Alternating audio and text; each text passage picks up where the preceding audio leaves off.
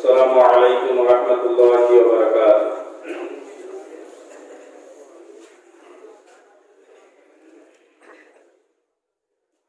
الحمد لله نحمده ونستعينه ونستغفره ونؤمن به ونتوكل عليه ونعوذ بالله من شرور أنفسنا ومن سيئات أعمالنا. من يهده الله فلا مضل له ومن يضلل فلا هادي له. وأشهد أن لا إله إلا الله وحده لا شريك له وأشهد أن محمدا عبده ورسوله. أما بعد أعوذ بالله من الشيطان الرجيم. بسم الله الرحمن الرحيم. يا أيها الذين آمنوا اتقوا الله حق تقاته ولا تموتن إلا وأنتم مسلمون. يا أيها الناس اتقوا ربكم الذي خلقكم من نفس واحدة وخلق منها زوجها وبث منهما رجالا كثيرا ونساء واتقوا الله الذي تساءلون به والأرحام إن الله كان عليكم رقيبا. يا أيها الذين آمنوا اتقوا الله وقولوا قولا سديدا يصلح لكم أعمالكم ويغفر لكم ذنوبكم ومن يطع الله ورسوله فقد فاز فوزا عظيما.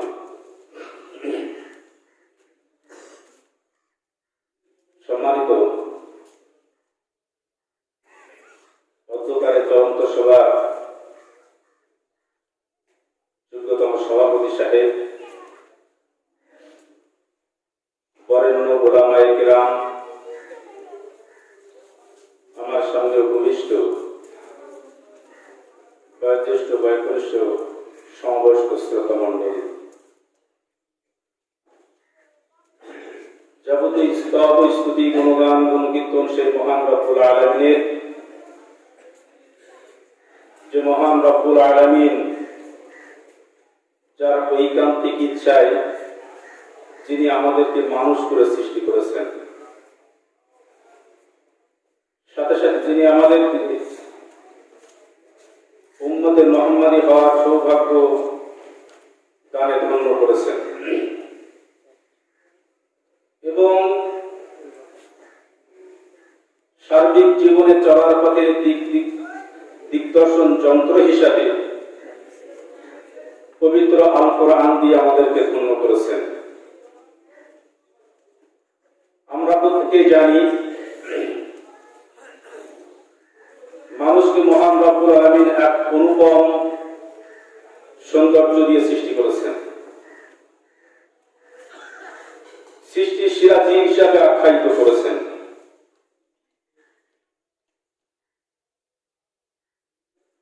যে মহান রব্বুল আলামিন মানুষকে সৃষ্টির সেরা হিসাবে আখ্যায়িত করলেন,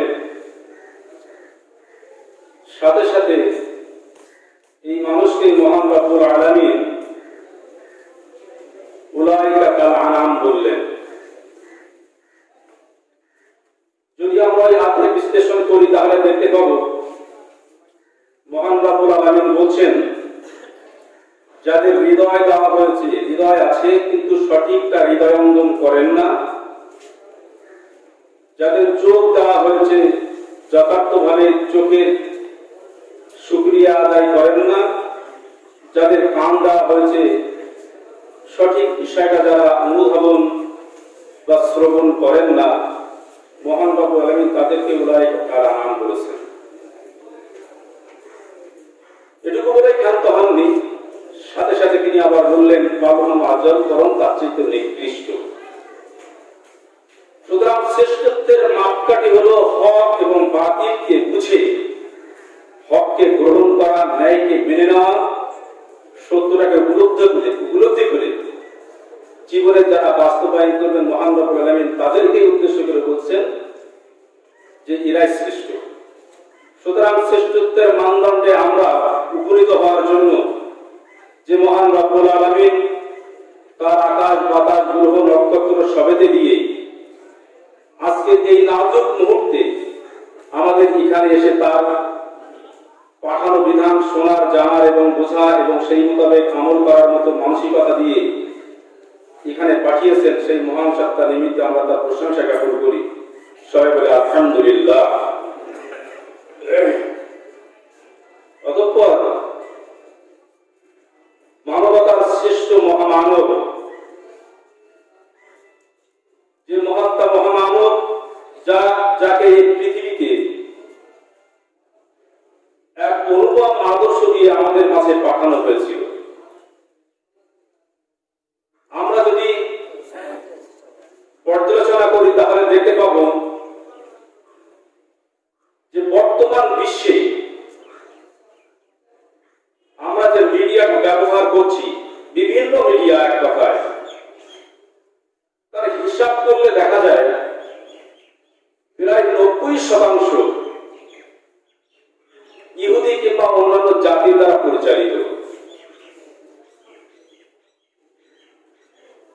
এই মিডিয়াটাতে যদি দেখেন আপনারা, তাদের সব কিছু কাজের মধ্যে ওদের কাছে বড় কাজ হলো আমাদের নবী সাল্লাল্লাহু আলাইহি ওয়াসাল্লামের চরিত্রকে কলঙ্কিত করা।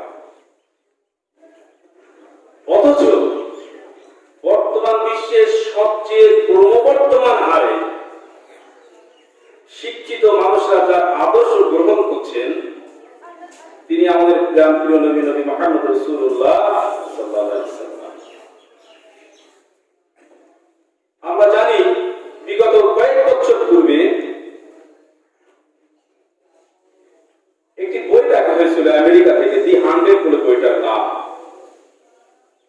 লেখক হলেন জাতিতে খ্রিস্টান মাইকেল এইচ হার্ট। তিনি বলছেন, সত্যের অপলাপ হওয়ার ভয়ে আমি যাকে প্রথম নম্বর স্থান দিয়েছি তিনি হলেন নবী মুহাম্মদ রাসূলুল্লাহ সাল্লাল্লাহু আলাইহি ওয়াসাল্লাম। সেই নবীর উপরে অগণিত ধারায় দরুদ ও সালাম বিবর্ষিত। আমরা সমস্যার আল্লাহুম্মা আমিন। আল্লাহুম্মা সাল্লি আলা মুহাম্মদ। সম্মানিত শ্রোতা মণ্ডলী, আমার বিষয়টা আপনারা একটু আগে শুনলেন, শেখ মুক্তার হোসেন রাহিমি সাহেব বললেন মুসলিমদের অধঃপতনের কারণ এবং তার প্রতিকার। বিষয়টা খুব গভীর তাৎপর্যপূর্ণ বিষয়। অধঃপতন শব্দ যখন আমরা ব্যবহার করলাম, তাহলে সহজেই বোঝা যায় এমন একদিন ছিল যে দিনটা মুসলিমদের এক চরম সীমায় পৌঁছে গেছিল, সবেতেই আদর্শ থেকে নিয়ে সবেতেই পৌঁছে গেছিল। এটা স্বাভাবিকভাবে ওই শব্দের মধ্য দিয়ে বোঝা যায়। অধঃপতন যখন এসেছে, তার পূর্বে কি ছিল এটা আমাদের একটু জানার বিষয়, একটু উপলব্ধির বিষয়। আমরা আজকে দিনে সারা বিশ্বের দিকে যদি দেখি, তাহলে মুসলিমরা চরম নাজুক মুহূর্তের মধ্যে অবস্থান করছে। এক কঠিন পরিস্থিতির মধ্যে অবস্থান করছে। ভারতবর্ষের মুসলিমরা তো এক কঠিন সমস্যার মধ্যে তাদেরকে অত্যন্ত পরিকল্পিতভাবে ফেলে দেওয়া হয়েছে বা হচ্ছে। যদি মুসলিম দেশগুলোকে দেখেন, তাহলেও দেখতে পাবেন যে এক কঠিন পরিস্থিতি। ভারতবর্ষে যেমন অনেক মুসলিম দেশ আছে যেখানে মুসলিমরা আরো বেশি সমস্যাতে, অনেক কঠিন পরিস্থিতির মধ্যে আমরা অতিবাহিত করছি। কিন্তু আমাদের কি ছিল যার কারণে আমরা বিশ্বের কাছে মুসলমানরা মাথা উঁচু করে দাঁড়িয়েছিল সেদিন? আজকের আমাদের কাছে কি নেই যার কারণে মুসলিমরা লাঞ্ছিত, বঞ্চিত, ঘৃণিত, অপমানিত? আমরা এই বিষয়টা যদি একটু পর্যালোচনা করি, তাহলে স্বাভাবিকভাবে আমরা যদি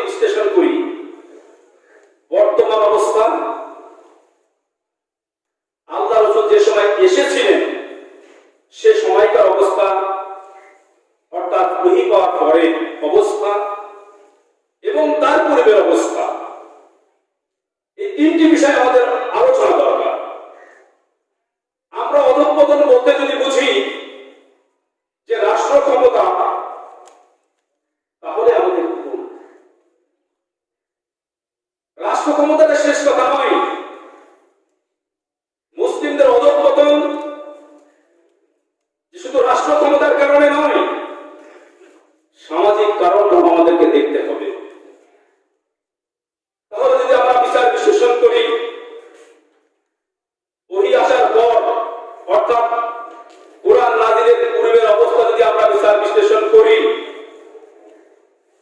অনেক ঘটনা আপনাদের সামনে তুলে ধরা সম্ভব। শুধু একটি ঘটনা আপনাদেরকে স্মরণ করায় যে কোন পরিস্থিতি সেদিন ছিল পৃথিবী।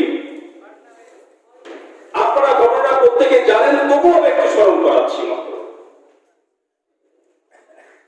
তাই এখন ইতিহাস আপনারা প্রত্যেকে জানেন, শুনেছেন ঘটনাটা। তিনি একজন ব্যবসায়ী মানুষ ছিলেন। ব্যবসার উদ্দেশ্যে বাড়ি থেকে রওনা হচ্ছেন। তার স্ত্রীর গর্ভে সন্তান, স্ত্রীর গর্ভে সন্তান। যাওয়ার সময় তার স্ত্রীকে বলছেন, আমি তো ব্যবসার জন্য বাইরে চলে যাচ্ছি, তোমার গর্ভে যে সন্তানটা আছে, এই সন্তানটা যদি কন্যা সন্তান হয়, তাহলে তুমি তাকে হত্যা করো।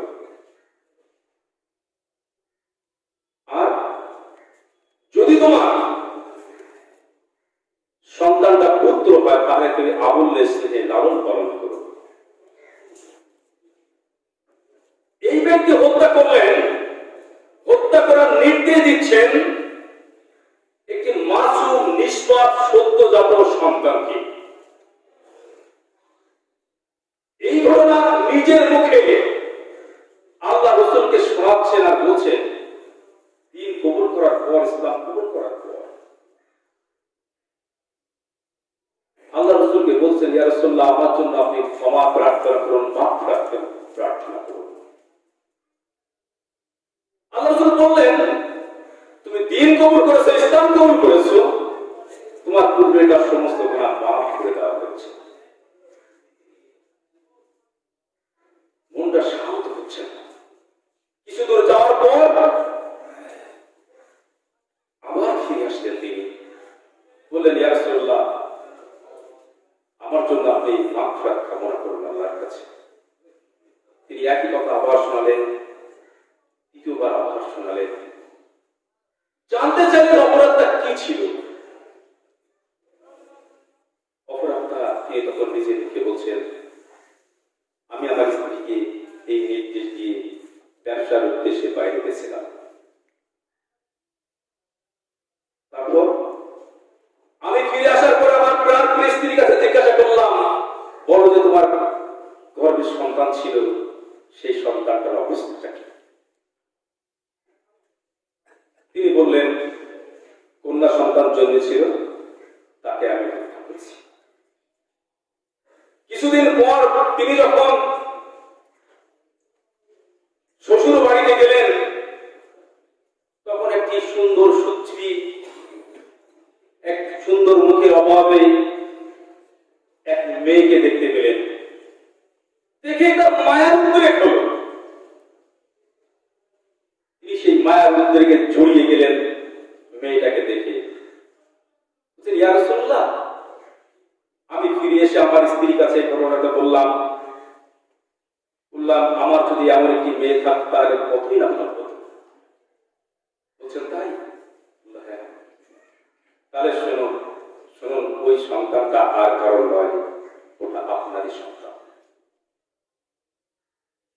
তাই এখন বলছি, একটু আগে যার প্রতি আমার এত মায়া, মহব্বত, এত ভালোবাসায় আমি আকৃষ্ট হলাম, যখনই আমি শুনেছি ওটা আমার সন্তান, ওটা আমার কন্যার সন্তান, সাথে সাথে আমার ভিতরে একটা যেন আলোড়ন সৃষ্টি হয়ে গেল। আমি রাগে, দুঃখে, ক্ষোভে সন্তানের পিতা হিসাবে আমি পরিচিতি লাভ করবো, এটা কি করে হতে পারে? অত্যন্ত ছলাকলা করে কৌশল করে যখন তাকে বাড়িতে নিয়ে আসা হলো, একদিন তাকে নিয়ে দ্বীপান্তরের মরুভূমির পথ দিয়ে চলছে, সাথে তার সেই ছোট্ট সন্তান, সেই বাচ্চাটাকে নিয়ে মরুভূমির মধ্যে দিয়ে যাচ্ছে, কখনো কাঁধে নিয়ে, কখনো পায়ে হাঁটিয়ে নিয়ে যাচ্ছে। যখন গন্তব্যস্থলে পৌঁছে গেছে, তখন নিজ হাতে খনন করছে, কূপ খনন করছে। মেয়েটা জিজ্ঞাসা করছে, আব্বা এটা কি করা হচ্ছে? সান্ত্বনা দিয়ে বলছে, একটু পরে দেখতে পাবে তুমি। যখন গর্তটা খনন করা হয়ে গেল, মেয়েটাকে বলছে, মা দেখো তো গর্তটা কতটুকু হয়েছে। যখনই তাকে সে দেখতে উদ্যত হলো, পিছন থেকে ধাক্কা দিয়ে গর্তে ফেলে দেওয়া হচ্ছে বাচ্চা।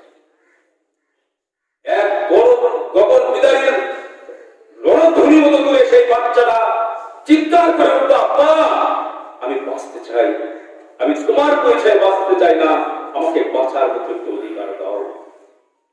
পাশে ছিল একটা পাথর, ছুঁড়ে মারল তার মাথা ধরে, দমকে ফিটে মাথা ফিটে রক্ত প্রবাহিত হলো। তাকে চাপা দিয়ে সেদিন চলে আসলেন। তাই একবার লোক কাঁদেন, আল্লাহ রাসূল কাঁদছেন। আমরা কি দেখলাম? যে মানুষ, আমি বোঝাতে চাইছি এই কথা, যে মানুষ কত নরম বিশ্বাস ছিল, মানুষ কত খারাপ ছিল, মানুষের চরিত্রটা কি অবস্থাতে ছিল। কিন্তু কি এমন পরশ পাথর সেদিন সামনে রাখা হয়েছিল, উপস্থাপন করা হয়েছিল, সেই পরশ পাথরে আমরা দেখতে পেলাম তাহিয়া করবে শুধু নয়, এমনি ভাবে কত মানুষ ইসলামের উপরে আকৃষ্ট হল, ইসলামের প্রতি আসলেন মানুষ। ওই মানুষগুলো যারা চুরি করত, ডাকাতি করত, রাহাজানি করত, যারা নারীর সতীত্ব নষ্ট করত, যারা রাতের অন্ধকারে জিনা করেছে, পৃথিবীর কোন চর্ম চোখকে সাক্ষী নেই, কোন মানুষ সাক্ষী ছিল না। আপনারা জানেন, আমরা প্রত্যেকে জানি জিনা করার শাস্তিটা কি। জিনা করার শাস্তি হলো, বিবাহিত পুরুষ বিবাহিত নারী যদি জিনা করে, তাহলে তাদেরকে রজন করতে হয়, রজন করতে হয়, বুক পর্যন্ত মাটিতে গেড়ে পাথর বা বিভিন্ন ঢিল ছুঁড়ে তাকে হত্যা করতে পারে।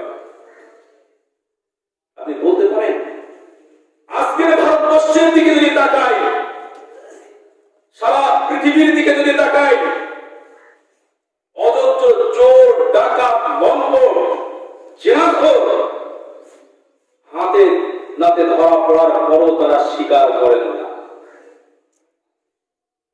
যারা মানতে চায় না, নির্ঘাত অপরাধী, তারপরও তারা স্বীকার করে না, কোর্টে যে বিভিন্ন জায়গাতে যে মিথ্যার আশ্রয় নেয়।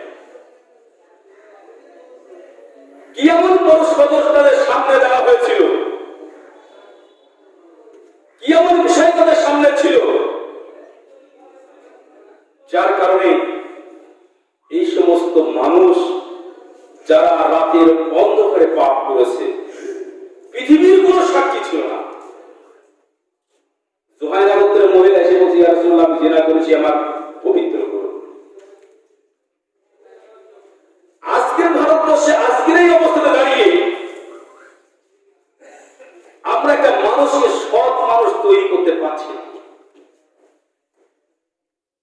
বিত্ত বৈভব, টাকা পয়সা সবকিছু ব্যয় করা হচ্ছে একটা আদর্শ সন্তান তৈরি করার জন্য, পাচ্ছি না। দেশের মানুষকে ভালো করার জন্য দেশের সরকার কোটি কোটি কোটি কোটি টাকা ব্যয় করে, একটা আদর্শ মানুষ খুঁজে পাওয়া যাচ্ছে না। কিন্তু মুসলিমদের ওই সময়টা যদি আমরা বিচার বিশ্লেষণ করি, তাহলে দেখতে পাবো রাতের অন্ধকারে ওই পাপ করা লোকগুলো আল্লাহ রাসূলের কাছে এসে ধরা দিয়েছে। কঠিন থেকে কঠিন সাজা, তারপর সেটাকে গ্রহণ করে নিয়েছেন। আর আজকে আমরা সেই দিনটা পাচ্ছি না। এমনি ভাবে যদি আমরা একটা একটা করে বিচার বিশ্লেষণ করি, তাহলে দেখতে পাবো যে একটা সমাজ ব্যবস্থা সেদিন তৈরি হয়েছিল, যে সমাজ ব্যবস্থাটা ইতিহাসে আর দ্বিতীয়বার ফিরছে না। আপনারা জানেন, দিন যখন প্রচার হচ্ছে, প্রাথমিক সময়ে যখন দিন প্রচার হচ্ছে, মানুষের কাছে দিন পৌঁছানো হচ্ছে, অত্যাচারের স্ত্রী ভোলার চলছে তাদের উপরে। কত অত্যাচার চলছে তার যদি বিচার বিশ্লেষণ করা হয়, একটা ঘটনাতে আমরা বুঝতে পারবো ইনশাআল্লাহ। আল্লাহর নবী সাল্লাল্লাহু আলাইহি ওয়াসাল্লাম তিনি একদিন কাবা চত্বরে তন্দ্রান্বিত অবস্থায় আছেন। ইত্যবসরে সেখানে একজন সাহাবী খাব্বাব বিন আরাত রাদিয়াল্লাহু আনহু গেলেন। যে অত্যাচারের বিবরণ দিচ্ছেন আমার চোখের সামনে, ইয়া রাসূলুল্লাহ, আপনি তো দেখতে পাচ্ছেন যে আমাদের অবস্থা কি চলছে আজ। খাব্বাবের উপর অত্যাচার, খুবাইবের অত্যাচার, সুমাইয়ার উপর অত্যাচার, সবই তো দেখছেন। ইয়া রাসূলুল্লাহ, আপনি কি আমাদের জন্য একটু দোয়া করতে পারেন না? ইয়া রাসূলুল্লাহ, আপনি কি আমাদের জন্য একটু দোয়া করবেন না? সেদিন আল্লাহর নবী খাব্বাব রাদিয়াল্লাহু আনহুকে বলেছিলেন, হে খাব্বাব, তুমি শোনো, তোমরা বড় তাড়াহুড়ো করছো। পূর্বের জামাতে যারা দিন কবুল করেছিল, তাদের মাথা থেকে পা পর্যন্ত করাত দিয়ে দ্বিখণ্ডিত করা হয়েছিল। খাব্বাব, তোমরা বড় তাড়াহুড়ো করছো। এমনকি তাদের লোহার চিরুনি দিয়ে মাংসগুলোকে খুবলে খুবলে নেওয়া হয়েছিল। খাব্বাব, তোমরা বড় তাড়াহুড়ো করছো। আমি ওই দিনের জন্য অপেক্ষা করছি, যেদিন সানাতুল বিদা থেকে হাজরে মাউত পর্যন্ত একটি নারী পদচারণা করবে, তার দিকে কেউ মাথা তুলে তাই দেখবে না। আমি সেই দিনের অপেক্ষা করছি। মাত্র 23টি বছর অনুভূতি জিন্দেগিতে আমরা দেখতে পেলাম এমন একটি সমাজ ব্যবস্থা তৈরি হলো, এমন একটি সমাজ তৈরি হলো যে সমাজে চুরি, ডাকাতি, রাহাজানি, মিথ্যা, জুলুম আর কিছুই থাকলো। একটি আদর্শ সমাজ তৈরি হলো, একটি আদর্শ সমাজ।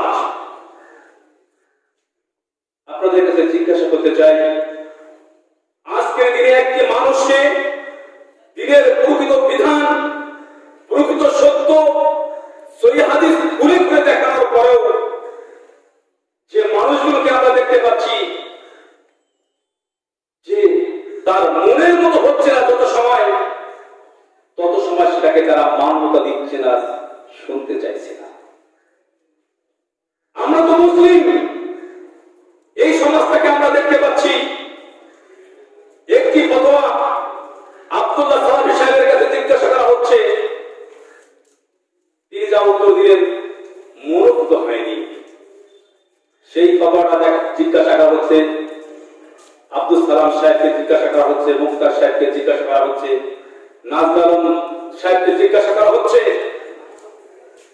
মনোভূত হয়নি এখনো।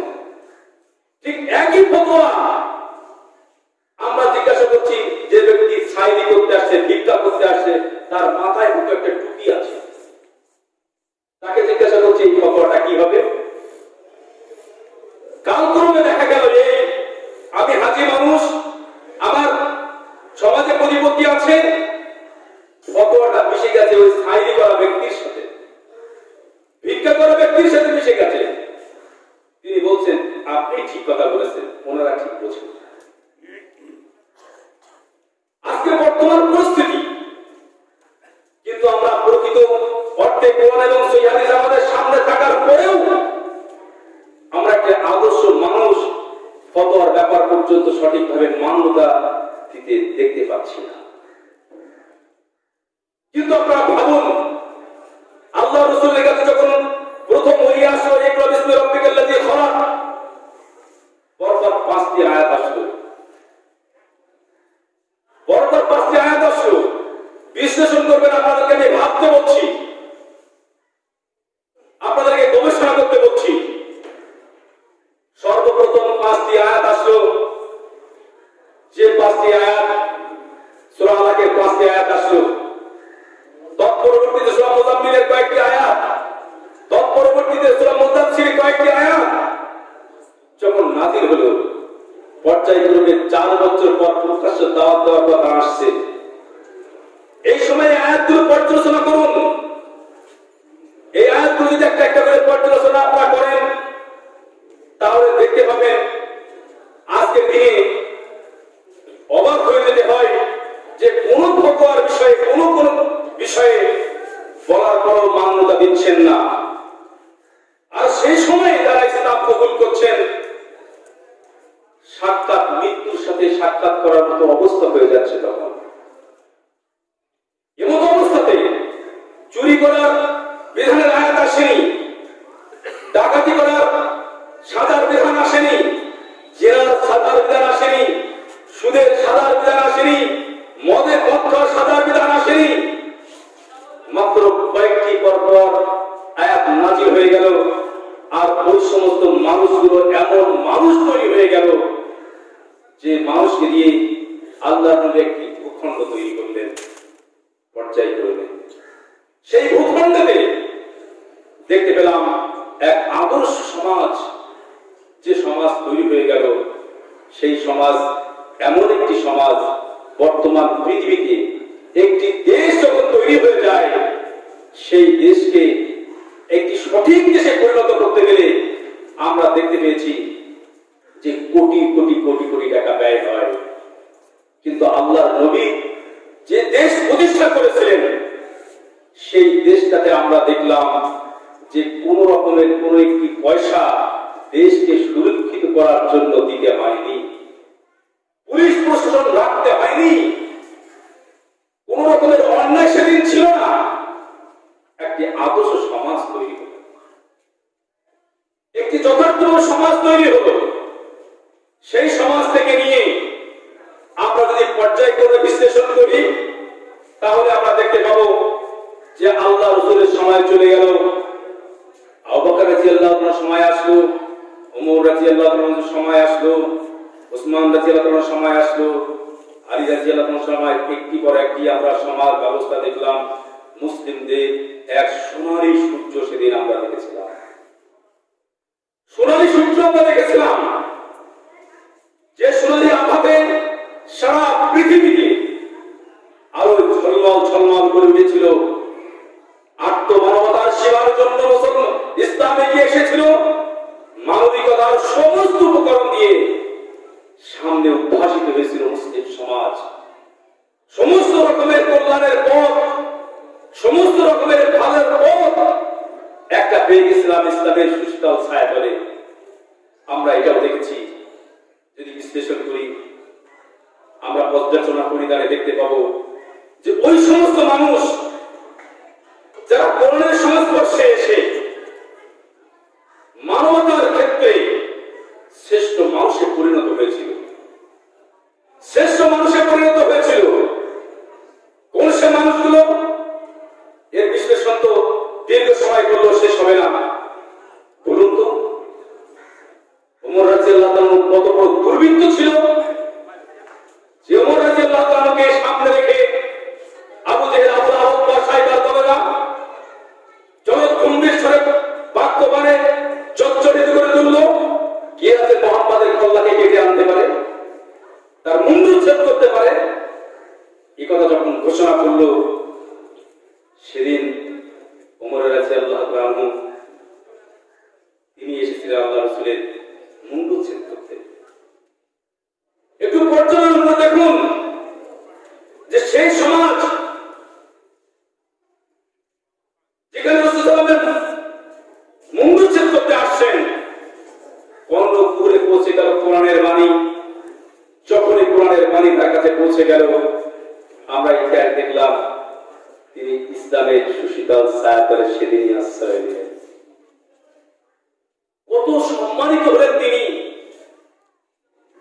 আল্লাহ রাসূল মেরাজে গেছেন, তিনি ফিরে এসে ওমর রাদিয়াল্লাহু আনহু বলছেন, ওমর, আমি জান্নাতে গেছিলাম, একটা ঘর দেখলাম, সুন্দর বাগিচা দেখলাম, অত্যন্ত পরিবারে সুন্দর অট্টালিকা, যেখানে থেকে আমার খুব ইচ্ছা হচ্ছিল ওই ঘরটাকে প্রবেশ করার জন্য।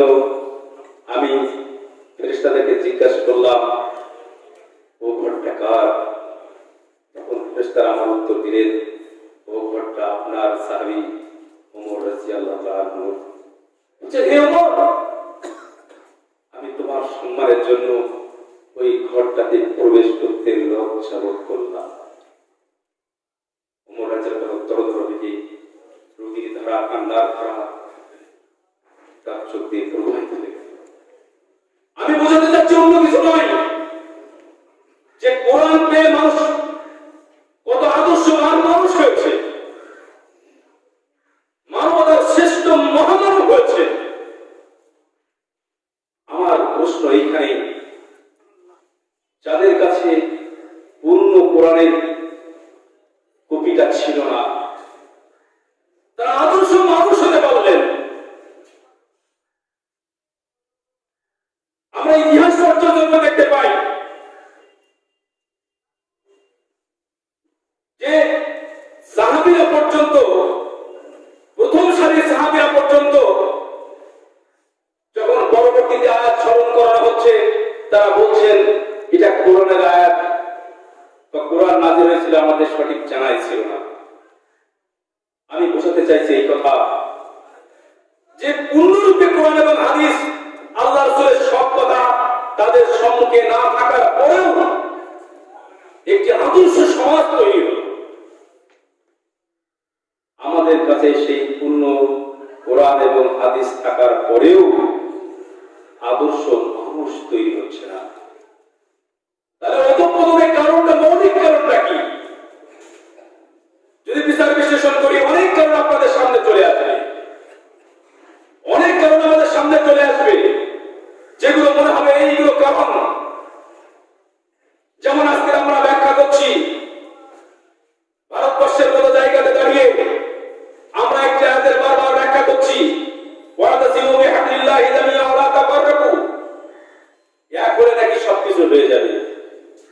এই আয়াতটার বারে বারে ব্যাখ্যা করা হচ্ছে যে সব এক হতে হবে। ওয়াতাসিমু বিহাবলিল্লাহ, কি বলছেন এখানে আল্লাহ? আজকে যে মাথা কোন দিকে এই মানুষগুলোকে এক হওয়ার কথা বলছেন না, ওয়াতাসিমু বিহাবলিল্লাহি জামিআন ওয়া লা তাফাররাকু, তোমরা ফিরকা বন্ধ হয়ে না, ভাগাভাগি হয়ে না। কিন্তু আজকে আমরা দেখতে পাচ্ছি মুসলিম সমাজ নাম দিয়ে আল্লাহ রাসূলের হাদিসকে বিকৃত করে, বিভিন্ন পথ এবং পন্থা অবলম্বন করে, মৌলিক কোরআন এবং হাদিসকে বাদ দিয়ে আমরা নিজেদের মত, নিজেদের পথ, নিজেদের মস্তিষ্ক সবকিছুকে আমরা কাজে লাগিয়ে আমরা একতাবদ্ধ হওয়ার চেষ্টা করছি, কিন্তু না, সম্ভব নয়। এখন প্রশ্ন হয়ে এ থেকে উত্তরণের পথটা কোথায়? আজকে পরিস্থিতি আমরা উত্তরণ করতে পারছি। আজকে পৃথিবীটা তো একটি ছোট্ট পুকুরের ন্যায় হয়ে গেছে, ঢিলটা মারলেই তার ঢেউটা কিনারা আসতে আমরা দেখতে পাই। গোটা পৃথিবীটা একটা পুকুরের চাইতে ছোট হয়ে গেছে এখন। সারা পৃথিবীর এই নাজুক পরিস্থিতি, আজকে আপনারা বলতে পারেন আমি অবাক হয়ে যাচ্ছি, যেখানে দাঁড়িয়ে আজকে আমি কথা বলছি, একটু আগে আমি শুনেছি উত্তর দক্ষিণে বিভিন্ন জায়গাতে প্রায় 30 কিলোমিটার মধ্যে সবই তো আহলে হাদিসের বাস। আহলে হাদিসের বাস, এই বিশ্লেষণ করতে গেলে তো দীর্ঘ সময় চলে যাবে। পৃথিবীতে একমাত্র যদি বলা যায় যে প্রকৃত কোরআন এবং সহিহ সুন্নাহ যাদের মধ্যে আছে, সেটা হলো আহলে হাদিসদের কাছে আছে। এই ব্যাখ্যা করতে গেলে সুদীর্ঘ সময় চলে যাবে।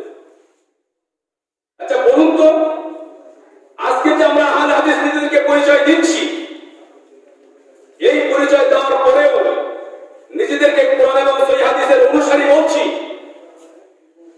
আগে নাজমারুল সাহেব এবং আমি একটি সমীক্ষা করছিলাম, শুধু পশ্চিম বাংলার বুকে 9 করে প্রায় 1 কোটির কাছাকাছি আহলে হাদিসদের বাস, প্রায় কাছাকাছি ওরা পশ্চিম বাংলাতে। এত বৃহৎ সংখ্যক আমরা আহলে হাদিস। বলতে পারবেন একটি গ্রাম, একটি মহল্লা, একটি এলাকা আমরা যথার্থভাবে কোরআন এবং সহিহ হাদিসের অনুকরণে একটি সমাজ প্রতিষ্ঠা করতে পেরেছি? পারিনি। ব্যর্থতাটা আমাদের কোথায়? আমরা আমাদের হিন্দু গৌরব ফিরে পেতে চাই। আমরা পূর্বের অবস্থা বুঝলাম, বর্তমান আল্লাহ রাসূলের সময়ের কিছুটা অবস্থা বুঝলাম, বর্তমান পরিস্থিতির আমরা কোথায় গেলে আমরা পরিত্রাণ পাব? এই অবস্থা থেকে উত্তরের পথ আমাদের সামনে কি খোলা আছে? যদি সে বিশ্লেষণ করি তাহলে আমরা দেখতে পাবো মহান রব্বুল আলামিন আমাদেরকে কি শিক্ষা দিচ্ছেন। সূরা আল ইমরানের 139 নম্বর আয়াতে আল্লাহ বলেন, ওয়ালা তাহিনু ওয়ালা তাহজানু ওয়া আনতুমুল আ'লাউনা ইন কুনতুম মুমিনিন। আমাদেরকে কি শিক্ষা দিচ্ছেন এই আয়াতের মধ্যে? তোমরা ভীত হয়ে সন্ত্রস্ত হও না, তোমরা সর্বেসর্বা হবে যদি তোমরা মুমিন হও। তাহলে উত্তরের পথটা কোথায়? উত্তরের পথ কোথায়? আমাদের অবস্থা আমরা ফিল করছি, অনুভব করছি, অনুধাবন করছি যে মুসলিমদের একটি সোনালী যুগ ছিল, সেই যুগ থেকে আজকে আমাদের পরিত্রাণের পথটা কোথায়? এই আয়াতের মধ্যে মহান রব্বুল আলামিন আমাদের মৌলিক শর্ত বেঁধে দিয়েছেন, যদি আমরা মুমিন হই। আমাদের শর্ত একটাই, আমাদের মুমিন হতে হবে। মুমিনের বিশ্লেষণ করতে গেলে অনেক দীর্ঘ সময়ের বিষয়। আমরা যদি মুমিন হতে পারি, আপনারা জানেন আল্লাহ রাসূলের সময়ে আজকে আমরা পৃথিবীতে ভাবছি সংখ্যায় বেশি হলেই আমরা পৃথিবীর সবকিছু অর্জন করতে পারবো না। ইতিহাস সে শিক্ষা আমাদের দেয় না।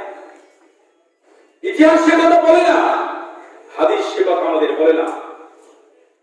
আমরা দেখতে পেয়েছি আল্লাহ রাসূল যখন মক্কা থেকে মদিনাতে পালিয়ে এলেন, মক্কা থেকে মদিনাতে পালিয়ে আসার পর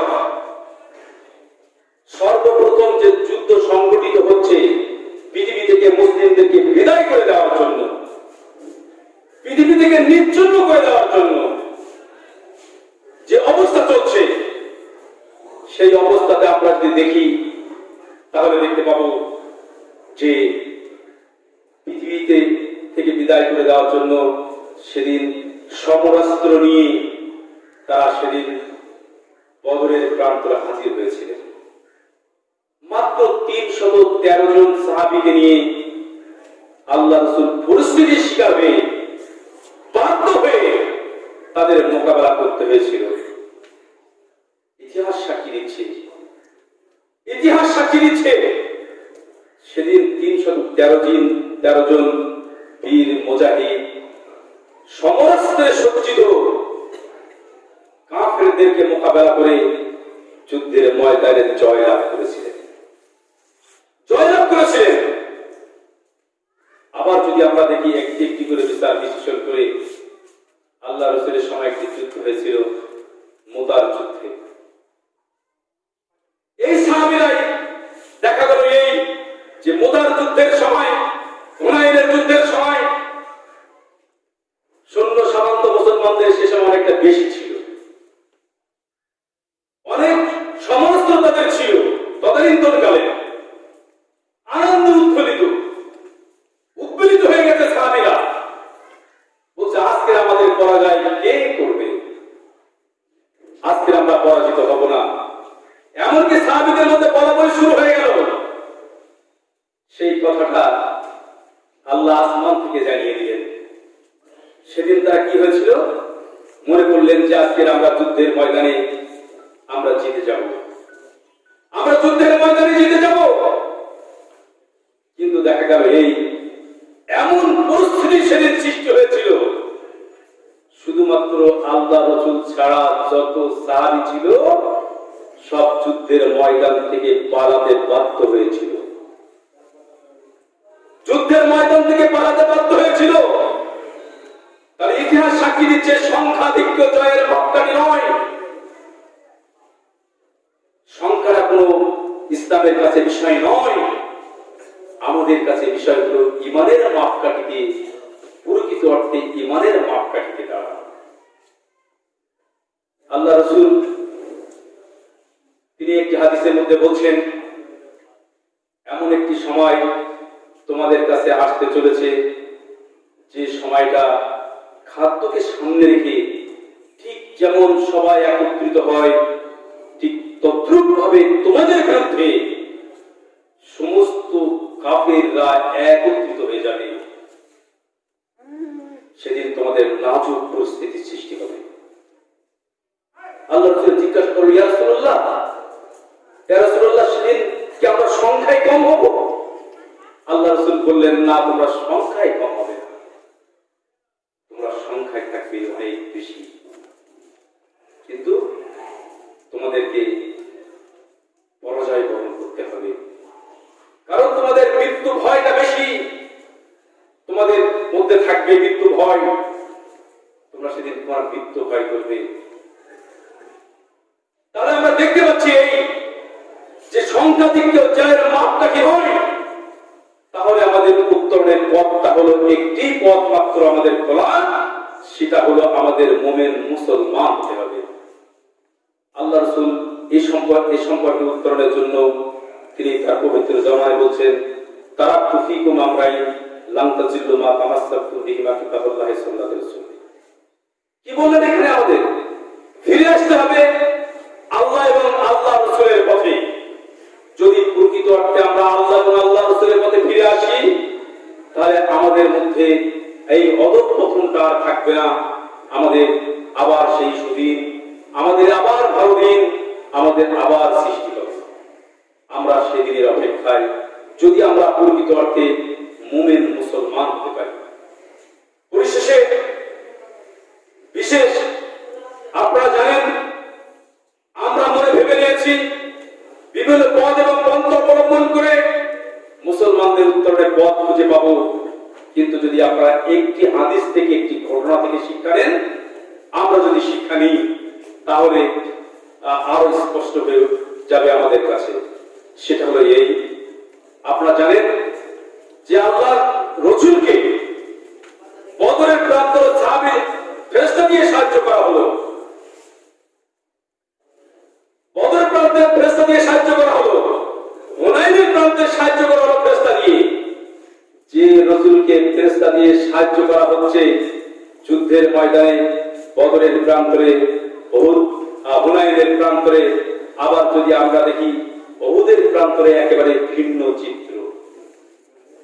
ভিন্ন চিত্র কি? ভিন্ন চিত্র দেখলাম আমরা এখানে। ভিন্ন চিত্র বলতে, যখন বদরের উহুদের প্রান্তরে, যখন যুদ্ধের ময়দানে আল্লাহ রাসূল পরিস্থিতির শিকার হয়ে সেখানে গেলেন, একটি পাহাড়ের পাদদেশে আব্দুল্লাহ বিন জুবাইর রাদিয়াল্লাহু তাআলার নেতৃত্বে 50 জন সাহাবীকে সেদিন সেই দুর্গ সুরক্ষিত করার জন্য যখন তাদেরকে নির্দেশ দেওয়া হলো, কি নির্দেশ দেওয়া হয়েছিল? যদি আমরা বিচার বিশ্লেষণ করে দেখবো কি নির্দেশ দেওয়া হয়েছিল। আল্লাহ রাসূল বলেছিলেন সেদিন যে, দেখো, জয় হোক আর পরাজয় হোক, যে অবস্থাতে সৃষ্টি হোক না কেন, তোমাদেরকে আমি নির্দেশ দিচ্ছি, তোমরা খবরদার ওই গুহার পাদদেশের ওই পথটাকে তোমরা যেন ছেড়ে দেবে না, আগলে রাখবে, তোমরা প্রহরায় নিযুক্ত থাকবে, যে অবস্থাতে আমাদের সৃষ্টি হোক না কেন। একটি পর্যায়ে দেখা গেল এই যে যুদ্ধের ময়দানে জয়লাভ হয়েছে মুসলিমদের জয়লাভ হয়েছে। তখন আমরা কি দেখলাম? সাহাবীরা দেখলেন যে নিশ্চিত জয় হয়ে গেছে আমাদের যুদ্ধের ময়দানে, আমরা কেন আর বসে থাকবো? তারা কি করেছিলেন? সমস্ত অধিকাংশ সাহাবীরা যুদ্ধের ময়দানে ওই গুহার দ্বারটাকে অরক্ষিত রেখে তারা গনিমতের মাল সংগ্রহের জন্য নেমে পড়েছেন। সেখানে আমরা কি দেখলাম? যে একটু আগে যুদ্ধে বিজয় অর্জিত হয়েছে, কিছুক্ষণ পরেই আবার সেই যুদ্ধের ময়দানে রূপ পাল্টে গেল। মুসলমানরা কঠিন পরিস্থিতিতে পড়ে গেলেন। আল্লাহ রাসূল আঘাত প্রাপ্ত হলেন, তার রক্ত প্রবাহিত হলো, তার দেহের মধ্যে অস্ত্রের আঘাত লাগলো, এক কঠিন পরিস্থিতিতে পড়ে গেল। এটা আমরা জানি। এই ঘটনা থেকে বিরাট এক শিক্ষণীয় আমাদের বিষয় আছে, যা আমাদের কি করতে হবে। যে মহান রব্বুল আমিন বদরের প্রান্তরে ফেরেশতা দিয়ে সাহায্য করলেন, সেই তার পরবর্তীতে আমরা দেখতে পেলাম যে আল্লাহ রাসূলকে ফেরেশতা দিয়ে সাহায্য করলেন না, বরঞ্চ আঘাত প্রাপ্ত হলো আল্লাহ রাসূল। আঘাত প্রাপ্ত হলেন তিনি। আমরা এ থেকে এক বিরাট শিক্ষণীয় বিষয় আমাদের আছে, সেটা হলো এই, সেদিন আল্লাহ রাসূলের যে নির্দেশটা ছিল যে তোমরা আমার নির্দেশ পালন করবে, জয় হোক আর পরাজয় হোক, তোমরা ওই দুর্গে ওই পাহাড়ের পদদেশটা সুরক্ষিত রাখবে। যদি ওই দিন উহুদের প্রান্তে মুসলমানদের বিজয় অর্জিত হতো, যদিও মানে পক্ষে বিপক্ষে মত প্রকাশ হয়েছে, যদি ওই দিনে 70 জন সাহাবী মারা পড়েছিলেন, যদি কোন রকমের সমস্যা সৃষ্টি না হয়ে যদি যুদ্ধের ময়দানে জয় আসতো, কুরআন এবং হাদিস এক বিরাট হুমকির সম্মুখীন হয়ে যেত। কেমন? যদি আল্লাহ রাসূলের নির্দেশ পাওয়ার পরেও যদি তারা এই অর্ডারটা পূর্ণভাবে না মেনে যুদ্ধের ময়দানে জয় আসতো, তাহলে গোটা উম্মতের কাছে একটা বার্তা পৌঁছে যেত, সাহাবীদের কাছে বার্তা পৌঁছে যেত যে আল্লাহ রাসূলের কোনো কথা না মানলেও মুসলমানদের বিজয় অর্জিত হতে পারে।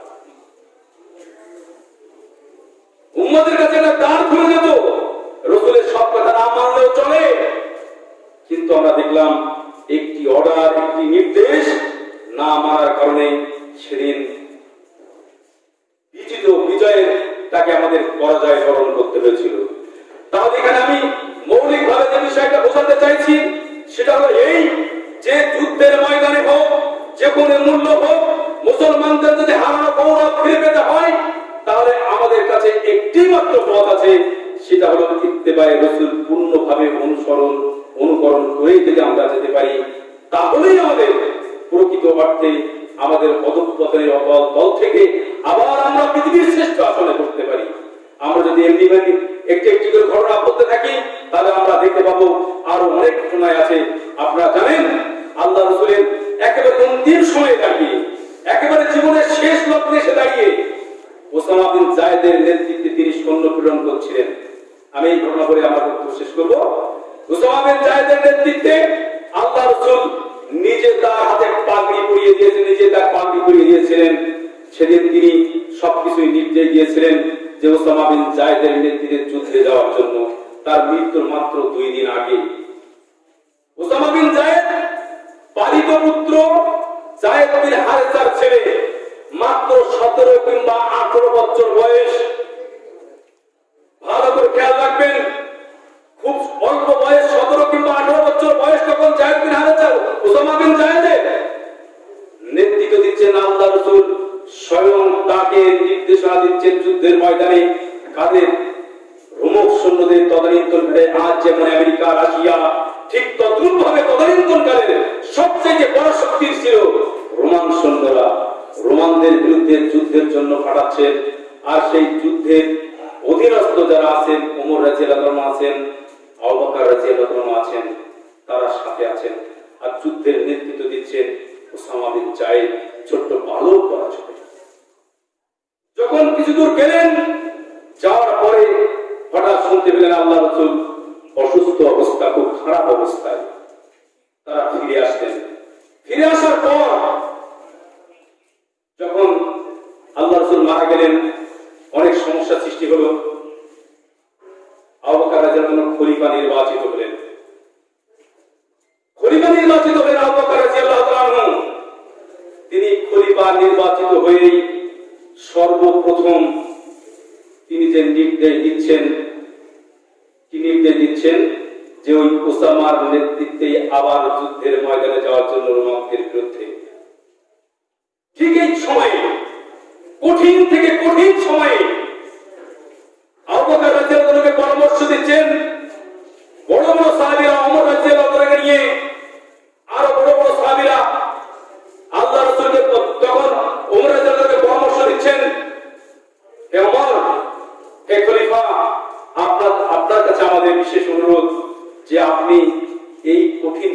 সিদ্ধান্ত নেবেন না।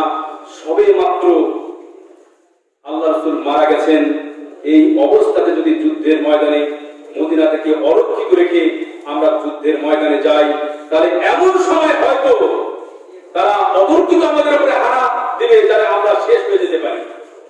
পরামর্শ দিচ্ছেন আল্লাহ রাসূল এই কথা, যেহেতু তিনি নিজে পাগড়ি পরিয়েছিলেন, কিছুতেই শুনতে রাজি নন। ওমর আবু বকর রাদিয়াল্লাহু তাআলা আনহু যখন তিনি দেখলেন, সাহাবীরা দেখলেন তিনি ঈমানে বলেন জাজ্বাতে একেবারে প্রকান্ত অবস্থা, তখন আরেকটি পরামর্শ দিলেন, ওসামা বিন যায়েদ কখনোই যুদ্ধের পারদর্শিতা তার নেই, সেনাধ্যক্ষের মতো তার যোগ্যতা নেই, ছোট্ট বালক, তাকে যুদ্ধের ময়দানে সেনাপতি না করে যারা যুদ্ধ বিষয়ে ভালো পারদর্শী তাদের কাউকে সেনাপতি নিযুক্ত করা হোক। কিন্তু সেদিন ওমর আবু বকর রাদিয়াল্লাহু আনহু চোখ গম্ভীর স্বরে বলেছিলেন, তোমরা একটা নির্দেশ দেখাও যে আল্লাহ রাসূল মৃত্যুর পূর্বে এই নির্দেশ দিয়ে গেছিলেন যে ওসামা বিন যায়েদের নেতৃত্বে ফিরে আসলে আর তাকে পাঠাতে হবে না। যেহেতু আল্লাহ রাসূল নিযুক্ত করে গেছেন, তোমরা শুনে রেখে দাও, আমি খলিফা, আমি যদি দেখি, আমার চোখের সম্মুখে যদি দেখি জিল শকুনেরা আমার এই মদিনার যারা আছেন, যদি আমরা দেখতে পাই যে তাদেরকে মৃত্যুর পরে খুবলে খুবলে দিচ্ছে, তারপরও আমি আবু বকর কখনোই পারবো না রাসূলের ওই নির্দেশকে প্রত্যাহার করে নিতে। সুতরাং তোমাদের যুদ্ধের ময়দানে যেতেই হবে, তোমরা প্রস্তুতি নাও। নির্দেশ দেওয়া হলো। কি করলেন আল্লাহ রাসূলের পরে সেই ওসামা বিন যায়েদের নেতৃত্বে যুদ্ধের ময়দানে গেলেন। যুদ্ধের ময়দানে যাওয়ার পরে সেখানে যুদ্ধের ময়দানে বিজয় অর্জিত হলো। আমি এই জন্য বলতে চাইলাম, মূল বিষয়টা হলো এই যে মুসলমানদের অধঃপতনের অধঃপতনে পৌঁছে যাওয়ার মৌলিক যে কারণ, সেটা হলো হাজার কারণের মধ্যে মৌলিক কারণ হলো পবিত্র কোরআন এবং রাসূল সাল্লাল্লাহু আলাইহি ওয়াসাল্লামের আদর্শকে অনুকরণ না করা। প্রকৃত অর্থে যদি আমরা পবিত্র কোরআন এবং হাদিস অনুসরণ করি, তাহলে আমাদের অধঃপতনের অধঃপতন থেকে আমরা আবার ফিরে আসতে পারবো। আমরা সেই সোনালী যুগটা পাবো, যে যুগটাতে আমরা দেখেছি আল্লাহ রাসূলের সময়, সাত খোলাফায়ে রাশিদিনদের সময়। আজকে সেই সমাজ আমরা পাচ্ছি না। তাই আপনাদের কাছে বিশেষভাবে আমার যতটুকু জানা, সেই জানার ক্ষেত্রে যদি ভুল না হয়ে থাকে, পশ্চিম বাংলার মাটিতে মুর্শিদাবাদের পরে সবচেয়ে অধিক সংখ্যক আহলে হাদিসের বসবাস মালদা জেলাতে। এবং যতটুকু জানি, মালদাকে আহলে হাদিস আলেমদেরকে টিপো বলা হয়। আমি জানি, আমি নির্ঘাত জানি, এখানে অনেক আলেম ওলামা বসে আছেন যাদের ছাত্র হওয়ার যোগ্যতা হয়তো আমার নেই। বিদগ্ধ পণ্ডিতের জন্ম এখানে, অনেক বিখ্যাত মানুষের জন্ম হয়েছে এখানে। আজকে আমাদের এই মাটি থেকে আপনাদের কাছে, আপনারা যারা আছেন, আমি শরীর মন অনুরোধ রাখবো, আজকে আহলে হাদিস গোটা সমাজ, গোটা কওম সত্য, ন্যায়নিষ্ঠ এবং সঠিক পথের দিশার জন্য মানুষ ভ্রান্তের মতো পথ চলছে। আজকে যদি দেখেন, সমাজে সুদের ব্যবস্থা কায়েম আছে, মদ চলছে, জেনা চলছে, ব্যভিচার চলছে, পৃথিবীর যত অপকর্ম সব কিছুই চলছে। কিন্তু মহান রব্বুল আলামিন আমাদেরকে সৃষ্টি করেছেন কিসের জন্য? আমাদেরকে আত্মতৃপ্তি হয়ে রসিক খাদ্য খাবার খেয়ে আমাদের আত্মবিকুল করার জন্য আমাদেরকে পাঠাননি। বিত্ত বৈভব, টাকা পয়সা দিয়ে নিজেদেরকে সমৃদ্ধ করবার জন্য মহান রব্বুল আলামিন আমাদেরকে পাঠাননি। মহান রব্বুল আমাদেরকে পাঠিয়েছেন মানুষের কল্যাণের জন্য। সেই মানুষের কল্যাণের জন্য আপনাদের কাছে আমি এই ময়দান থেকে স্বনির্বন্ধ অনুরোধ রাখবো যে আপনারা অগ্রণী ভূমিকা নিন। আমি অবাক হয়ে যাচ্ছি, এ মাটিতে এত আহলে হাদিসের বসবাস হওয়া সত্ত্বেও আমরা দেখতে পাচ্ছি যে শুধুমাত্র আমি মুক্তা সাহেবের কাছ থেকে শুনছিলাম, ফজরের আজান আমরা উঠেছি অনেক আগে, আমরা আমরা দেখতে পাচ্ছি যেখানে ওয়াক্ত চলে আসছে 5টা 1-এ, আর আজান শুরু হচ্ছে 4:30 থেকে নিয়ে 4:30 থেকে নিয়ে। কি আজীব বিষয়! আজকে আমরা কোথায়? ধর্ম পালন করতে গিয়ে ধর্মের ক্ষেত্রেও আমরা যথার্থ পালন করতে পারছি না। আপনারা জানেন, বিভিন্ন ক্ষেত্রে আমি দেখেছি অন্যান্য সমস্ত সংগঠনের সাথে পর্যায়ক্রমে আমাকে মিশতে হয়, তারা নির্ঘাত স্বীকার করেন। আজকে যারা অত্যন্ত বেদাতি মানুষ আছেন তারাও স্বীকার করেন যে সবচেয়ে কোরআন হাদিসের কাছাকাছি যারা আছে তারা হলো আহলে হাদিসরা। আজকে আপনার নেতা, আমার নেতা, আপনি অন্য সংগঠনগুলো আলোচনা করতে চান, দেখবেন তারা দলে দলে ভাগ হয়ে ইসলামটাকে বোঝার জন্য নতুন নেতা নির্বাচন করেছেন। কিন্তু অত্যন্ত আহলে হাদিসের সবচেয়ে অন্যতম বৈশিষ্ট্য এই যে আহলে হাদিসদের কোন নেতা নতুন করে নির্বাচিত হয়নি। যিনি আমাদের নেতা তিনি হলেন জনাবে মুহাম্মদ রাসূলুল্লাহ সাল্লাল্লাহু আলাইহি সাল্লাম। সেই রাসূলের আদর্শ যদি আমরা আমাদের ক্ষেত্রে বাস্তবায়ন করি, আমার দৃঢ় বিশ্বাস সমাজ একদিন পরিবর্তন হতে বাধ্য। আপনাদের কাছে আমার শেষ অনুরোধ, আমি জানি যে সমাজ, একজন উর্দু কবি বলছেন, প্রবাহিত হাওয়া, যে হাওয়া প্রবাহিত হচ্ছে সেটা পাল্টানো যায় না, তবুও সম্ভব। স্রোতস্বিনী নদী যেদিকে যাচ্ছে, স্রোতস্বিনী নদীকে তার গতিপথ পাল্টানো যায় না, তবুও সম্ভব। কিন্তু যদি কম বিগড়ে যায়, জাতি বিগড়ে যায়, তাকে সঠিক পথে আনা আরো বেশি কঠিন। বাস্তবে সেই মুখোমুখি আমরা হয়ে দাঁড়িয়েছি এই অবস্থায়। তাই আপনাদের কাছে যারা এখানে আছেন, ছেড়ে দিন সমাজের কথা, ছেড়ে দিন জাতির কথা। আপনারা যারা আমরা এখানে উপস্থিত আছি তাদের কাছে আমার সনির্বন্ধ অনুরোধ, আসুন আমরা পবিত্র কোরআন এবং হাদিস অধ্যয়ন করি, আমরা বুঝি এবং সেই মোতাবেক আমরা আমাদের সার্বিক জীবন প্রতিপালিত করি। তাহলে আমরা এমন একটা দিন, এমন একটি সমাজ, একটা পরিবার, একটা জাতি গঠন করতে পারবো। আল্লাহ আমাদের সে তৌফিক দান করুন। আমিন। ওয়া আখিরু দাওয়ানা আলহামদুলিল্লাহি রাব্বিল আলামিন।